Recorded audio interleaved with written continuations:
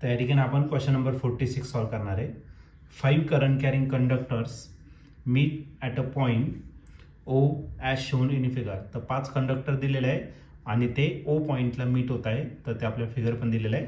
The magnitude and direction of current in a conductor O P is. तर magnitude and direction आपल्याला find करायचं कंडक्टरचं करंटची magnitude and direction त्या conductor OP मधून. तर हा क्वेश्चन 2023 ला आलेला होता आणि या ठिकाणी आपल्याला डायग्राम दिलेली आहे. तर या डायग्राम मध्ये जर बघितलं तर हा जो आहे हा करंट 2.5 एम्पियर इनकमिंग आहे, 10 एम्पियर तो पण इनकमिंग आहे. हा 5 एम्पियर करंट ओ पॉइंटला येतोय इनकमिंग. हा जो 6 एम्पियर आहे तो आउटगोईंग आहे. तर आपल्याला या O2P पास फर्स्ट पॉइंट मध्ये करंट किती फ्लो होणार आहे आणि त्याची डायरेक्शन काय आहे ते आपल्याला फाइंड करायचं आहे. तर याच्या 4 ऑप्शन पैकी पहिले जे ऑप्शन आहे ते आहे 6.5 ampere from O to P. B option आहे 9 ampere from P to O. C option आहे 10.5 ampere from P to O आणि लास्ट डी ऑप्शन आहे 11.5 ampere from O to P. तर या 4 ऑप्शन पैकी या क्वेश्चनचा करेक्ट आन्सर काय असेल तर आपण याला सॉल्व करूया आणि मग डिसाइड करूया. तर या क्वेश्चन मध्ये आपल्याला 5 करंट कॅरिंग कंडक्टर दिलेले आहे जे मीट होत आहे ओ पॉइंटला आणि त्यासाठी आपल्याला एक फिगर पण दिलेली आहे. ठीक आहे. तर या ठिकाणी आपल्याला ती डायग्राम या ठिकाणी ड्रॉ करू. तर या ठिकाणी हे 4 असे कंडक्टर्स दिलेले आहे आणि 4 जे आहे ते ओ पॉइंटला मीट होत आहे आणि एक 5वा कंडक्टर आहे तर तो आपल्याला O to P हा 5वा कंडक्टर दिलेला आहे. मग या पहिल्या कंडक्टर मधून जो करंट पास होतोय तो आहे 2.5 एम्पियर. याच्यातून जो करंट येतोय तर तो दिलेला आहे तुम्हाला 10 एम्पियर इतका.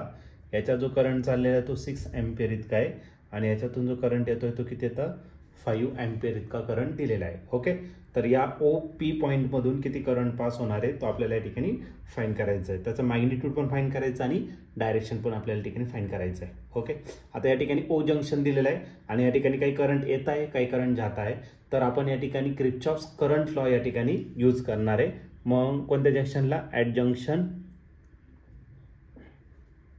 O by using KCL. KCL म्हणजे किर्चॉफ्स करंट लॉ या ठिकाणी आपण काय करणार यूज करणार. ठीक आहे. ॲट कुठे घेतला आपण at junction O by using KCL Kirchhoff's current law. Okay. तर तो आपल्याला या ठिकाणी यूज करायचा आहे. आता KCL जर घेतला what is KCL at any junction algebraic sum of all the current flowing towards the junction. म्हणजे current incoming is equal to काय असणार algebraic sum of current outgoing. येणारे करंट जितके असेल तेवढेच काय असतील जाणारे करंट. आता या O पॉइंटला जर घेतलं जंक्शनला तर 2.5 करंट येतोय म्हणजे हा इनकमिंग करंट आहे तो इनकमिंग करंटच्या कॉलम मध्ये आपण टाकून देऊ 2.5. 10 एम्पियर जो करंट आहे तो पण इनकमिंग आहे तो पण याच्यात ऍड करणार. हा जो 5 एम्पियर करंट आहे तो पण इनकमिंग आहे तो याच्यात घेणार आणि हा जो 6 एम्पियर करंट येतो त्याच्यापासून अवे चाललेला आहे म्हणजे तो काय झाला आउटगोईंग. ओके.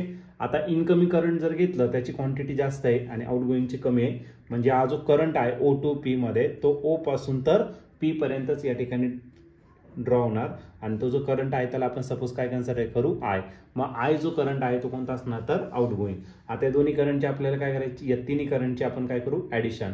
5 + 10 15 15 + 2.5 तर तो झाला 17.5 आणि हा झाला 6 प्लस काय I. आपलं 6 इकडे काय करा मायनस. मग I इज इक्वल टू करायला आपला 17.5 मायनस 6. हा जो पॉईंट नंतरचा 5 येतो तसाच लिहिणार. ओके. 7 - 6 झाला 1 म्हणजे 11.5 एम्पियर एवढा करंट त्याच्यातून फ्लो होणार आहे आणि तो कुठून फ्लो होणार आहे तर O पॉइंट पासून P. Okay. From O to P. O point पासून P पॉइंट कडे या ठिकाणी काय होणार तर पास होणार आणि या ठिकाणी ऑप्शन जर बघितलं तर ऑप्शन नंबर डी जो आहे तो या ठिकाणी आपला करेक्टली मॅच होतोय. मग या क्वेश्चनचं जे आन्सर असणार ते ऑप्शन डी. ऑप्शन डी म्हणजे काय 11.5 ampere from O to P.